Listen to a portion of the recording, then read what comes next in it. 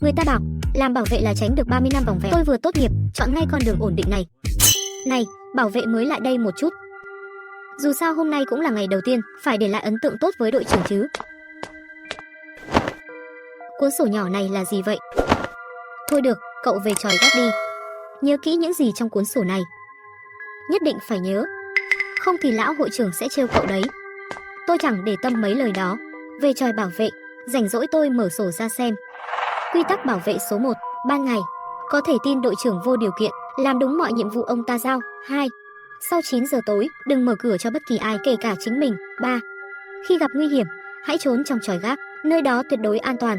4. Từ 10 giờ đêm đến 1 giờ sáng phải đi tuần trong khu. Nếu gặp người lạ hay chuyện kỳ lạ, báo ngay cho đội trưởng. 5. Cẩn thận đội trưởng ban đêm, có thể đó không phải là ông ta. 6. Trong khu này không có trẻ con, nếu nghe tiếng khóc của bé sơ sinh, tuyệt đối đừng tò mò. 7. Nếu có cư dân gọi nhờ lên nhà giúp, hãy tự lo liệu. 8. Suất ăn ca không có sườn, nếu thấy có sườn, lập tức đến văn phòng tìm quản lý Vương. 9. Quản lý Vương là kẻ xấu, quản lý Vương là người tốt. 10. Xin đừng mơ rời khỏi nơi này, chẳng ích gì đâu. Thời gian của anh không còn nhiều, hãy tìm ra sự thật trong 5 ngày, nếu không chết.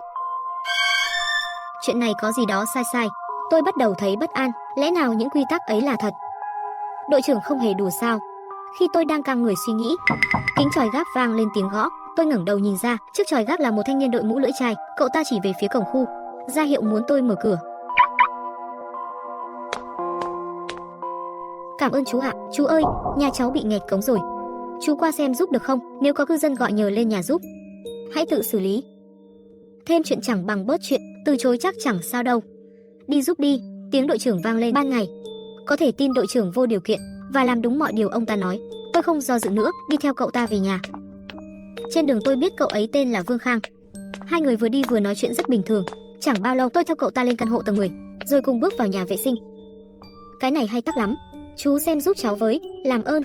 Tôi cúi xuống mở nắp cống. Một luồng mùi hôi thối xộc lên. Vương Khang có vẻ ngượng, cậu ta chạy vào phòng, mang ra cho tôi chiếc khẩu trang. Tôi khẽ ngửi thấy một mùi thuốc lạ thoang thoảng trên khẩu trang. Không nghĩ nhiều, tôi đeo luôn lên mặt. Tôi cầm cây kẹp, cắm sâu xuống cống mà đẩy, cố gắng thông những thứ bên trong. Đẩy mãi, một dòng chất lỏng đỏ sẫm rỉ ra từ miệng cống, càng nhìn càng giống máu. Là nước lựu em làm đổ thôi, chắc cậu ta không đến mức giết người đâu. Chẳng mấy chốc, cống đã thông. Tôi rút kẹp ra, thấy trên đó quấn đầy tóc. Ngước nhìn mũ lưỡi chai trên đầu cậu ta, chắc là rụng tóc nặng lắm rồi.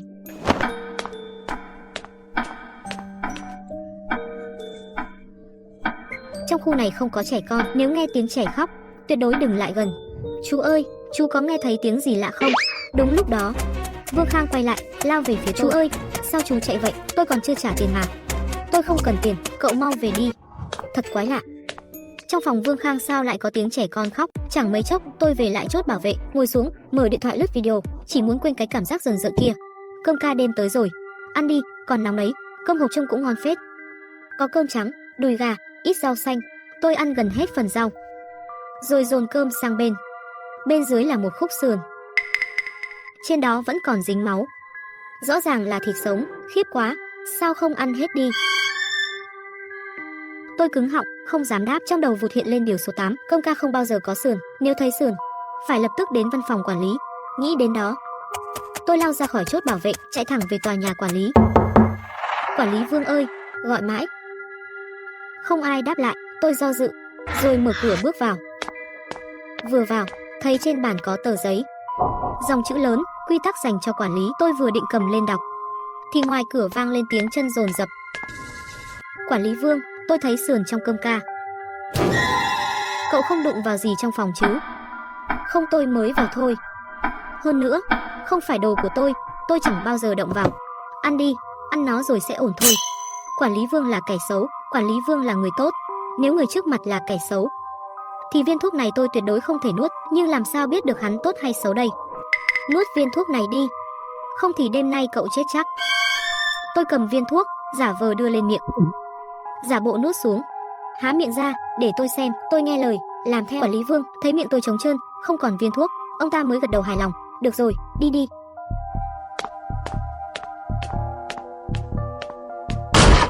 Vừa định xuống tầng, một mùi hôi thối xộc đến, phát ra từ phòng chứa đồ bên cạnh.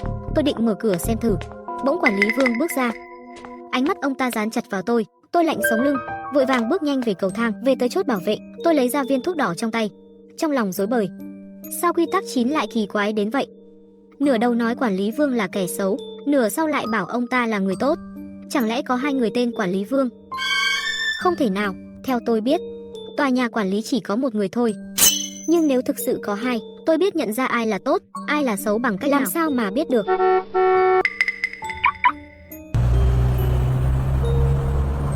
Cậu khá đấy, mắt tinh lắm. Nếu sau này chán làm bảo vệ thì gọi cho tôi lo cho cậu chỗ khác. Ông ta lái xe xuống hầm. Tôi nhìn tấm danh thiếp trong tay, mặt tái mét. Trên danh thiếp ghi họ tên quản lý Vương. Thật sự có hai người, một là chức vụ, một là tên thật. Trong văn phòng kia còn có quy tắc quản lý. Chỉ cần biết nội dung trong đó, tôi sẽ phân biệt được ai tốt, ai ác. May mà tối nay còn ca tuần tra, tôi nhất định phải quay lại tòa nhà quản lý, tìm cho được bản quy tắc ấy. Nếu người đưa danh thiếp kia là kẻ xấu, thì dù có chết, tôi cũng không nuốt viên thuốc không hay. Trời sắp tối rồi, trời đã tối hẳn. Còn hơn 1 tiếng nữa mới tới giờ tuần. Bảo vệ ơi, mở cửa giúp, tôi quên thẻ rồi. Nếu tôi mở cửa bây giờ, nhớ anh ta đúng 9 giờ mới vào, hoặc vừa đúng 9 giờ bước qua cửa, thì tôi có phạm quy tắc không? Không được, không thể liều mạng mở cửa. Đồ chó giữ cổng, mau mở cho ông vào. Một lúc sau, tôi đứng dậy nhìn ra, người đàn ông ngoài cửa biến mất rồi. Tôi thở phào nhẹ nhõm. Chẳng mấy chốc, đồng hồ điểm 10 giờ, tôi bắt đầu đi tuần trong khu. Đi một vòng quanh, không thấy gì bất thường, tôi liền hướng về tòa nhà quản lý. Đến trước cửa, thấy trong phòng vẫn sáng đèn, lòng tôi dấy lên một nỗi nghi. Giờ này, quản lý Vương lẽ ra phải về rồi chứ, sao trong đó vẫn còn sáng đèn? Đúng lúc ấy, có tiếng bước chân vọng ra, tôi vội chui vào phòng chứa đồ cạnh cửa. Mùi hôi sộc lên khó chịu, nhưng so với mùi cống nhà Vương Khang thì vẫn dễ chịu hơn nhiều. Tiếng bước chân càng lúc càng gần, tôi khuỵu xuống, nín thở. Dưới ánh sáng yếu ớt, tôi thấy một nửa ngón tay nằm trên sàn, nhỏ xíu như của một đứa trẻ, máu còn tươi, đỏ. Tiếng bước chân dần xa, đèn trong phòng vụt tắt. Tôi bật đèn pin điện thoại, rón rén bước lại bàn làm việc. Trên bàn vẫn là tờ quy tắc quản lý quen thuộc. 1. Nếu ai ăn phải sườn, hãy cho họ uống viên thuốc đỏ, giúp người đáng thương ấy kéo dài mạng sống. 2. Trong khu này không có trẻ sơ sinh, nếu nghe tiếng trẻ con khóc, nghĩa là anh đã bắt đầu ảo giác, hãy uống viên thuốc xanh. 3. Tòa nhà quản lý chỉ có 3 tầng, nếu thấy tầng thứ 4, đừng lên đó. 4. Nếu thấy ai bước vào kho chứa, giết không tha. 5. Tuyệt đối đừng chọc giận bản sao ban đêm, hậu quả khôn lường. 6. Chỉ khi tìm ra hung thủ thật mới được giải thoát. Viên thuốc đỏ này để kéo dài mạng sống tôi. Đùa sao trời. Quy tắc này y như một điều trong sổ của tôi, đều nói trong khu này không có trẻ sơ sinh, nhưng phòng của Vương Khang lại vọng ra tiếng khóc trẻ con. Bên trong đó giấu gì vậy? Tôi vừa định rời đi thì ngoài cửa vang lên tiếng bước chân chết lặng. Tôi tắt vội điện thoại, chui xuống gầm bàn. Bất chợt tôi nhớ tới điều 4 trong quy tắc bảo vệ, từ 10 giờ đêm đến 1 giờ sáng phải tuần tra quanh khu. Nếu gặp người hay chuyện khả nghi, phải báo ngay cho đội trưởng. Đội trưởng, phòng quản lý vang lên tiếng hét lạ. Rõ, tôi đến liền. Nửa đêm rồi, anh đến đây làm gì? Tôi quên thẻ thôi, đi ngay đây. Xem ra đội trưởng đêm nay ghê gớm thật, đến cả quản lý cũng phải kiêng dè. Ra đi, cảm ơn đội trưởng. Cậu định cảm ơn tôi thế nào? Cẩn thận với đội trưởng ban đêm, có khi chẳng phải là ông ta đâu. Cậu định cảm ơn tôi thế nào? Tôi bắt đầu hối hận, phải chi tôi đừng nói thêm câu nào. Nếu thấy ai vào kho chứa, giết không tha. Có lẽ tôi có thể lợi dụng điều đó để thoát khỏi cơn ác mộng này. Đội trưởng, trong kho có một ngón tay, ông thích ăn thứ đó mà. Vương quản lý lập tức nhe răng dữ tợn, móc dao găm trong áo, lao thẳng vào kho, nhắm đâm chết đội trưởng. Tôi không dám nhìn thêm, tôi lao thẳng xuống cầu thang, chạy một mạch đến tầng 1. May mà tôi chưa nuốt viên thuốc Vương quản lý đưa. Nghĩ kỹ lại, trong quy tắc chỉ bảo tôi tìm ông ta, chứ đâu bắt tôi phải uống thứ đó. Mặc kệ, không nghĩ nữa, phải quay về chốt gác thôi. Dù sao trong điều 3 cũng viết rõ, gặp nguy hiểm, hãy trốn trong chốt bảo vệ, nơi đó tuyệt đối an toàn. Khi tuần tra xong, tôi nằm vật xuống chiếc giường nhỏ trong chốt, muốn ngủ một giấc yên. Sáng hôm sau, tôi choàng tỉnh trên giường. Đội trưởng bước vào chốt gác, tim tôi siết lại, nhớ đến chuyện đêm qua. Đội trưởng, còn Vương quản lý thì sao? Ông ta chết rồi. Đội trưởng, anh có nhớ chuyện đêm qua không? Cơ thể này đến đêm là bị chiếm mất. Chưa dứt lời, ông ôm đầu quỵ xuống. Tha cho tôi lần này, tôi không dám nói nữa. 3 pháp y xuất hiện ở cổng khu. Tôi chợt hiểu, họ đến mổ xác Vương quản lý. Tôi vội mở cổng cho họ. 3 người lặng lẽ bước vào. Bất chợt, tôi thấy một bóng dáng quen thuộc. Đội mũ lưỡi chai, đi thẳng về phía tôi. Là Vương Khang. Anh ta bước ra khỏi khu, rẽ sang tiệm mẹ và bé gần đó. Tôi thoáng ngạc nhiên. Anh ta đến đó làm gì? Tôi quay lại phòng gác, mở điện thoại lướt video cho quên sợ. Xem được một lúc, cổ tôi cứng đờ. Tôi ngẩng đầu lên cho đỡ mỏi. Vừa ngẩng lên, Vương Khang đứng đó. Anh ta chỉ tay về phía cổng khu. Tôi mở cửa, Vương Khang bước vào, tay xách hộp sữa bột và vài món đồ cho trẻ sơ sinh. Anh mua mấy thứ này làm gì vậy? Cho em gái tôi đấy. Nó sắp tròn 1 tuổi rồi. Rõ ràng quy tắc ghi khu này không có trẻ sơ sinh. Vậy mà Vương Khang lại nói có em gái ở nhà. Hôm qua khi tôi thông cống cho hắn, từ phòng ngủ vọng ra tiếng trẻ khóc. Anh có thể bế em gái ra cho tôi xem được không? Không ngờ Vương Khang đồng ý ngay, rồi quay người chạy vội về nhà. Tôi bảo thế, một phần vì tò mò, phần khác là thử lách luật xem sao. Khu này cấm có trẻ sơ sinh. Nếu nghe thấy tiếng trẻ khóc, tuyệt đối đừng đi tìm. Nhưng tôi lại bảo hắn bế đến, vậy là không tính là phá luật. Thi thể nạn nhân bị đâm 35 nhát, mỗi nhát đều chí mạng. Có vẻ kẻ giết mang mối hận rất sâu. Phải, khả năng cao là báo thù. Nội tạng nạn nhân cũng bị moi sạch. Kẻ đó đầu óc chắc đã méo mó lắm rồi. May mà tối qua tôi không chọc giận đội trưởng, cũng chẳng ra hóng chuyện. Mấy người lên xe chờ tôi trước đi. Chào anh, tôi thấy anh đứng lẩm bẩm từ xa đến giờ. Anh gặp chuyện gì à? Tôi vừa rồi chỉ nói chuyện với Vương Khang thôi, ngoài ra chẳng có ai cả. Vậy mà pháp y kia lại nói tôi tự nói một mình. Chỉ có 2 khả năng, hoặc là hắn nói dối, hoặc có gì đó sai rồi. Tối qua đội trưởng cũng thấy Vương Khang mà. Thấy tôi im lặng, pháp y kia lấy trong túi ra một mẩu giấy dính máu, nhét vào túi áo tôi rồi cười nhạt quay đi. Tôi rút tờ giấy ra nhìn kỹ. Trên đó viết nguệch ngoạc vài dòng: khi đồng nghiệp đeo kính râm, hãy tránh xa hắn ngay. Tìm ra quy tắc ẩn, đó là lối thoát duy nhất. Mấy dòng này nghĩa là sao chứ? Quy tắc ẩn là gì? Tìm ở tôi đâu? Còn đang rối thì nghe tiếng nói nhỏ: chú ơi, đây là em gái cháu. Vương Khang này chắc bị khùng rồi. Ai lại mua sữa và đồ cho búp bê cơ chứ? Đồ trẻ sơ sinh nữa. Lúc này Vương Khang nhấn công tắc trên người búp bê.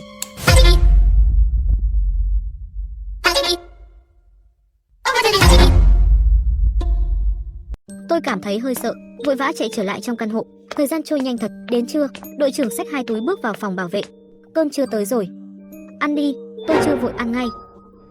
Tôi lục trong đồ ăn một chút, may mà hộp cơm lần này không có xương sườn.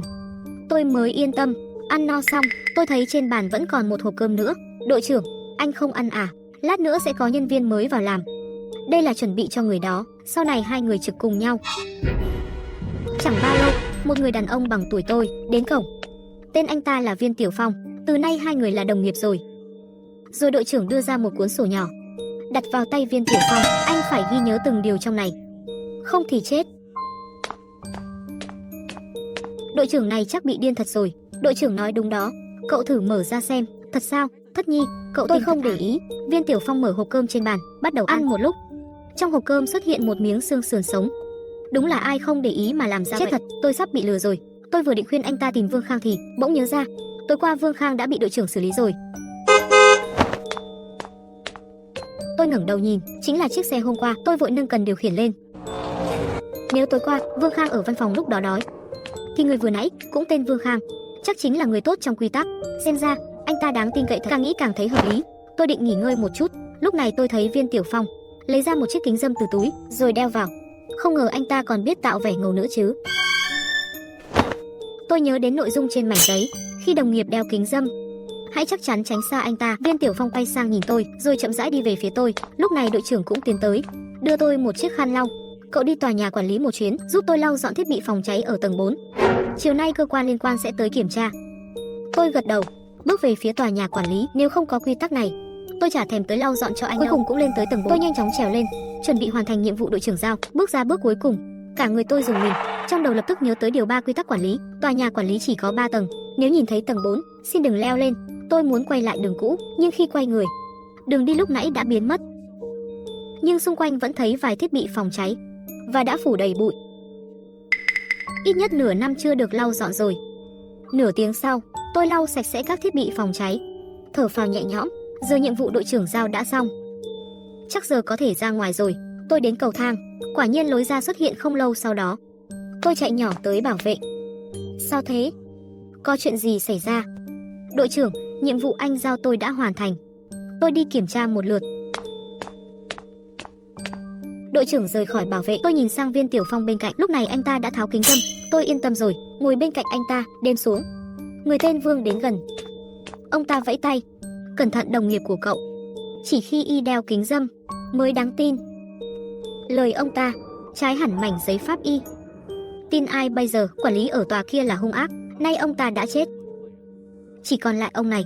Về quy tắc, tôi tin nó hơn. Tin người trước mắt. Cảm ơn, tôi nhớ rồi. Tôi nhìn Viên Tiểu Phong, anh ta chậm rãi đeo kính râm. Tôi mới yên tâm bước vào. Đi kho tìm giúp tôi thứ này được không? Không được. Tôi nhớ quy tắc, dù quản lý kia chết rồi, quy tắc vẫn còn đó. Nếu tôi vào, có thể bị giết, có lẽ kho có đường thoát. Nhưng sao anh ta chẳng đi? Chỉ có hai khả năng. Một là Viên Tiểu Phong muốn tôi phá luật, hai là anh ta muốn tôi làm mồi. Tôi im lặng, sợ rơi vào bẫy. Chẳng mấy chốc, còn 2 giờ mới tuần tra, có người vào cổng. Tôi cầm chìa khóa, đang định bấm mở. Nhìn giờ, bây giờ là 9 giờ 1 phút, qua 9 giờ rồi, suýt nữa họ giết tôi. Tôi thở một hơi, vừa tránh được hiểm nguy. Mấy giây lên thẳng chuẩn bị mắng Vương Tiểu Phương, bỗng nhìn thấy người ngoài cửa.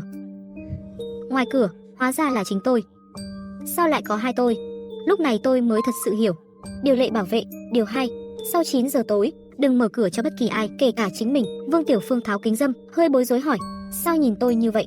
Lúc này, dù có ngốc, tôi cũng hiểu chuyện gì xảy ra. Thông tin mà pháp y đưa tôi mới là thật. Bởi vì đồng nghiệp khi đeo kính râm sẽ cố tình dẫn tôi vi phạm quy tắc. Còn người tên quản lý Vương kia cố tình đưa tôi thông tin sai. Hắn muốn hại tôi. Chẳng lẽ quản lý Vương đã chết trong tòa nhà là người tốt, còn quản lý Vương truyền thông tin sai cho tôi mới là kẻ xấu thật sự? Nếu quản lý Vương đã chết mới là người tốt, và viên thuốc đỏ hắn đưa tôi bật camera trước, thấy cảnh tượng khiến tôi kinh hãi tột độ. Sao tôi còn trẻ mà tóc lại bạc trắng như vậy? Hóa ra tôi đã nhầm người tốt thành kẻ xấu, và nhầm kẻ xấu thành người tốt. Tôi lấy viên thuốc đỏ từ túi, may mà chưa vứt nó đi. Tôi há miệng nuốt trọn viên thuốc. Không lâu sau, trở lại hình dạng ban đầu. Đến giờ tuần tra, tôi cùng Vương Tiểu Phương rời trạm, bắt đầu tuần tra riêng. Chẳng bao lâu, đội trưởng với nụ cười nham hiểm tiến tới, đi kiểm tra nhà Vương Khang đi. Cống nhà hắn lại tắc rồi, tiện thể chăm sóc luôn cho em gái hắn. Đội trưởng trước mắt không còn là đội trưởng ban ngày nữa, chắc chắn hoàn thành nhiệm vụ. Có vẻ đội trưởng sợ tôi bỏ chạy, đi theo tôi đến tận cửa nhà Vương Khang. Tôi đi theo Vương Khang tới gần cống. Vương Khang đưa tôi một chiếc khẩu trang, tôi đeo vào rồi mới mở nắp cống. Tôi thuần thục cầm kìm bên cạnh, chọc mạnh vào miệng cống. Chẳng mấy chốc, nước ào lên ồn ào. Cống được thông xong, nhưng tôi thấy hình như kẹt thứ gì đó. Tôi cúi xuống xem kỹ, suýt ngất. Trên kẹp toàn tóc rối, còn kẹp lên một khúc xương. Bất chợt, tôi nhớ ra một điều kinh khủng. Cái xương trong hộp cơm hôm trước không phải xương heo, là của sếp người. Đã phát hiện rồi à? Vậy mày đến lấp chỗ trống trong cống đi. Không thể kéo dài thế này mãi. Tiếng khóc vang lên từ phòng ngủ.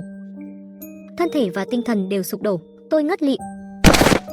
Tỉnh lại, tiếng khóc vẫn còn đó. Lúc này tôi chẳng còn sợ. Quy tắc cho má gì chứ? Có giỏi thì giết tao đi, hành hạ mãi không chán à? Hôm nay tao phá luật đấy. Chết thì chết.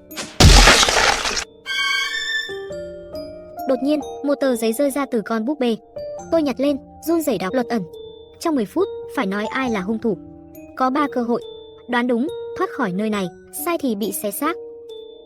Hung thủ là Vương Khang, hắn giết em gái mình, chặt xác cô ấy, xả xuống cống, rồi khâu lại thành búp bê. Tôi nói xong, nhìn quanh, không có gì thay đổi. Hung thủ là đội trưởng tôi, hắn ăn ngón tay bị đứt ấy trong phòng chứa đồ. Tôi nhìn quanh lần nữa, tuyệt vọng bao trùm. Hung thủ là Vương Tiểu Phương, là quản lý Vương, là chính tôi.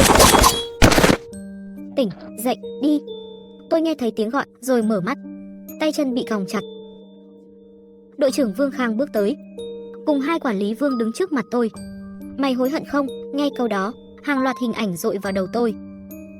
Sao tôi lại rơi vào giấc mơ này? Còn nhớ cái khẩu trang tao đưa chứ? Không ngờ, để tôi nhận tội, bọn họ dùng chiêu này. Kẻ tội ác như mày, dù thế vẫn còn nhẹ.